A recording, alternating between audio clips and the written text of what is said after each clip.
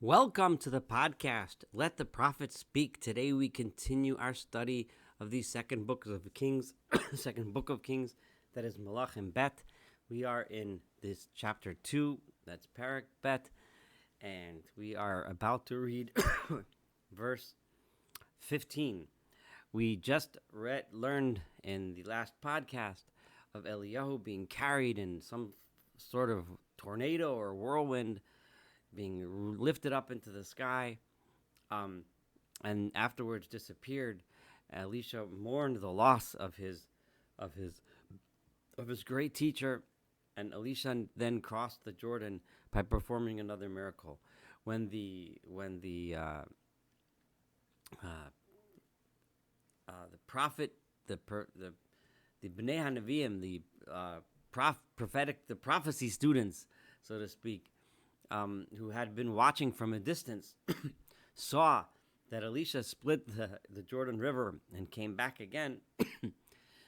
That's where we're starting from at verse 15. Vayiruhu b'nei HaNeviim, the disciples of the prophets saw him.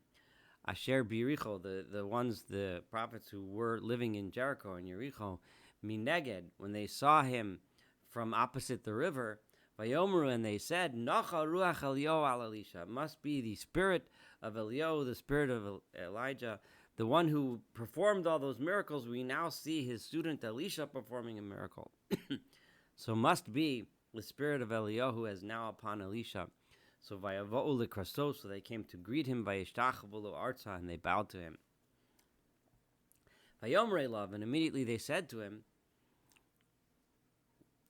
presumably they hadn't seen everything that had transpired, or according to the Ralbag, who we've been more or less going along with his Perush, Ralbag, who said that he didn't go up to heaven, but he was just raised into the sky by this wind, as his actual body was raised into the sky. They may have seen that and thought, well, the wind must have blown him somewhere.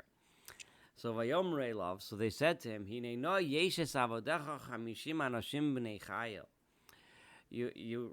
There among your servants, in other words, among us, there's 50 of us that are strong and able people, able-bodied men. Yelchuna, let them all go. Let us, let them all go. Vivakshu es Adonecha, and search out your master. See if we can find Eliyahu. Pen nisa'o ruach Adonai, because maybe this wind that came from God blew him somewhere. V'yashlicheu, and threw him onto V'achad ha'arim, one of the mountains, Obiachas hagei ayos, or into one of the valleys.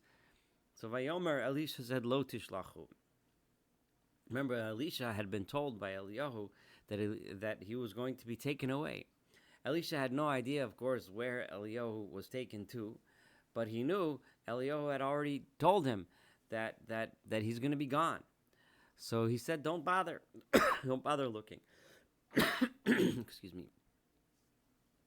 However, vayifteruvo ad bosh. And by the way, I just want to mention that many of the commentaries understand when it says maybe the Spirit of God carried him. If you recall back when Eliyahu met Ovadiyahu, when he was on his way to meet Achav, and he met the prophet Ovadiyahu, Ovadiyahu said to Eliyahu, well, the Spirit of God might just carry you off to somewhere, right? You might just disappear again into the wilderness, like keeps on happening with you.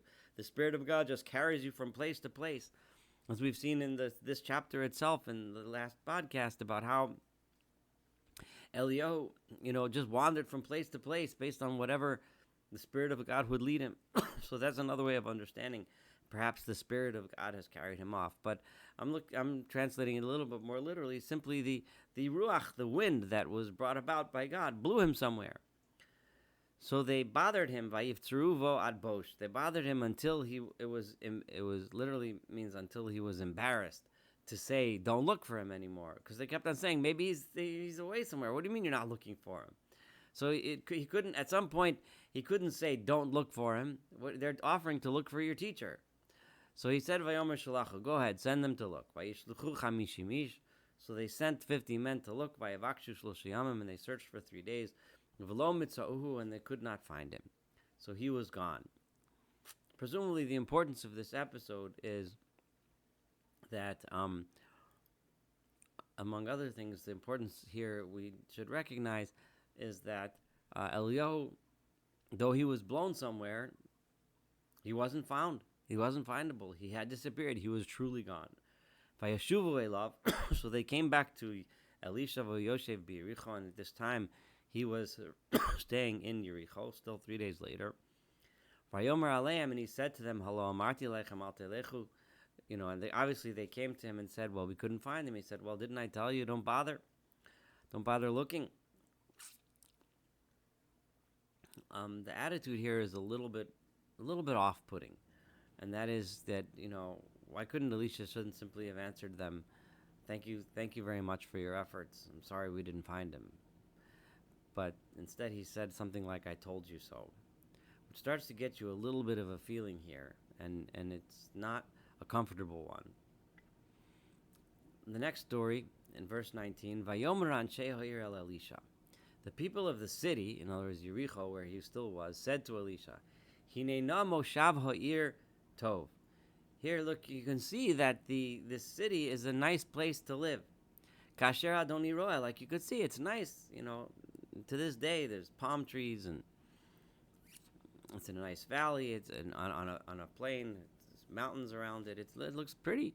However, the water that we have is very foul. The water is not healthy.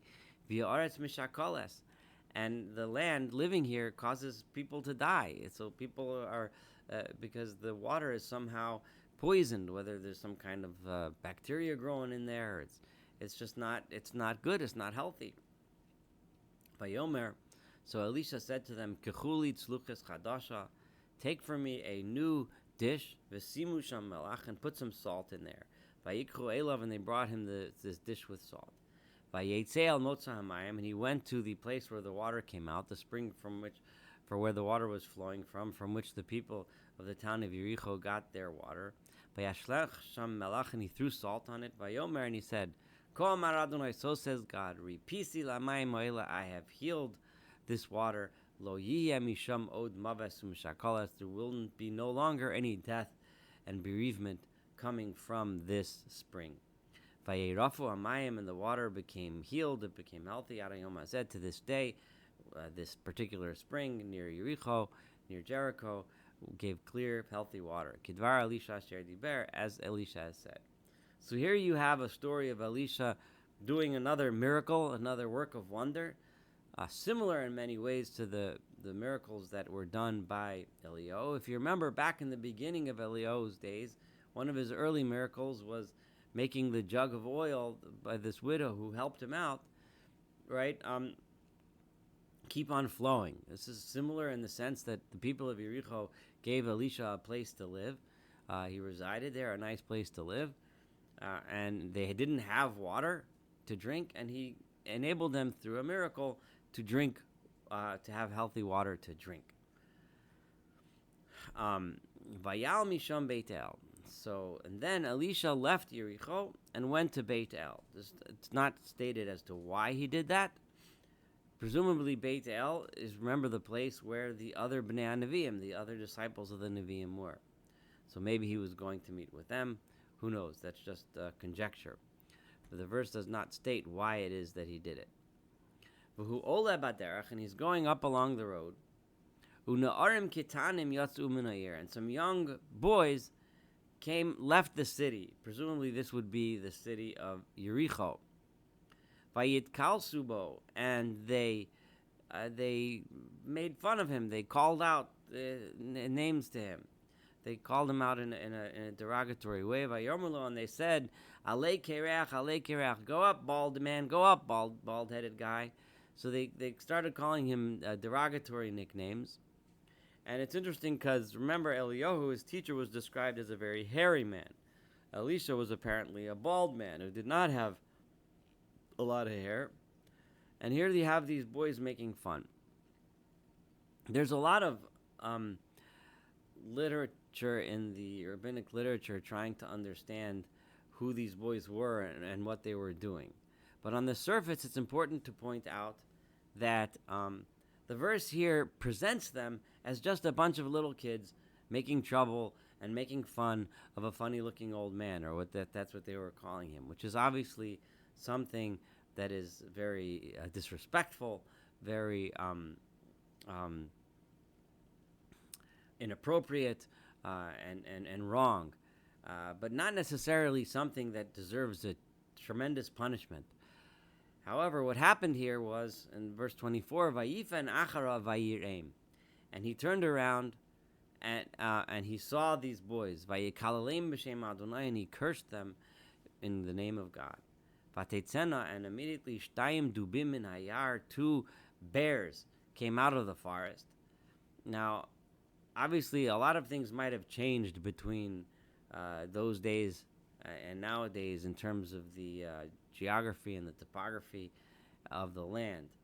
But anyone that's been in the area of Yericho and Beitel today can't imagine a forest where bears living in it. It's desert. I mean, there's some growth here and there, but a forest with bears in it, it's hard to imagine. And according to tradition, a double miracle happened here. And the miracle, according to Chazal, according to the rabbis, the fact that a forest popped up that was worthy of housing two bears, and then the two bears, vativakana mehem, and the bears wrecked or ruined or mangled among the boys. They attacked the boys, Arboim Ushne Eladim, and killed 42 of these young boys. Now, this is a horrific thing to read. It's extremely difficult to read, and that Elisha should curse them in such a way that they should be killed for making fun of him is very painful. Now, there's a lot of tradition as to why these young boys might have deserved such a terrible fate and who they might have been.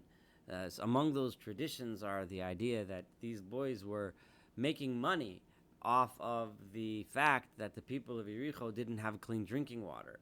So they were angry at because they were traveling, getting clean water from other places and turning it over at a significant profit. And Elisha just ruined their source of livelihood, so they were angry at him. And the fact that Elisha sees in these young boys no future, the Chazal also teach that he was able to see into their future and see that their lives were going to be lives of evil and deceit, and their descendants would be such as well. But these are interesting and important and interesting to learn and remember. But in the verse that we're reading, this deliberately gives us this sense and this feeling that Elisha has a significant anger issue. And that's something which the impression that we've gotten until now, the impression before of how he addressed the people that were looking for Eliyahu by saying, "I told you so." And in this very disturbing and difficult to read episode, Vayelach misham el har Carmel, and then he went to Mount Carmel. So he's crossing all the way up north and west of where he was, and it doesn't say clear what's the significance. Why Har Carmel? Why did he go there? Other than to possibly retrace the steps of his master and go to one of the places where one of the most famous episodes in Eliyahu's life took place. But other than that, it's not very clear what the significance of Har Carmel was and why he went there. Umisham, and why, and if he went there, why the verse even bothers telling us that he went there, other than to give us the sense that he's going to the places that are significant in the life of his teacher because he wants to follow in the footsteps of his teacher. And given that it seems that he did receive what he asked for, which is twice the power of Eliyahu, and in Chazal and in tradition, it's pointed out in every episode in Elisha's life is a parallel to an episode in Eliyahu's life where when Eliyahu did X, the Elisha did X squared, or X times 2 at least. So to see that parallel, that's why it mentions here Har Carmel. That's just one way of understanding it. Misham Shav Shomron, and from there he returned to Shomron, to Samaria, where, of course, is the capital city of the northern kingdom, and where the new king, after the death of Achaziah, which we read about in chapter 1, the new king was now king, and we are going to learn in the next chapter, chapter 3, about this new king, who he was, and his career. And we're going to hear a lot more about the career of Elisha in the upcoming chapters. Thank you so much for studying chapter 2 together with me. Looking forward to studying chapter 3, the rest of the book of Kings, and have a wonderful day.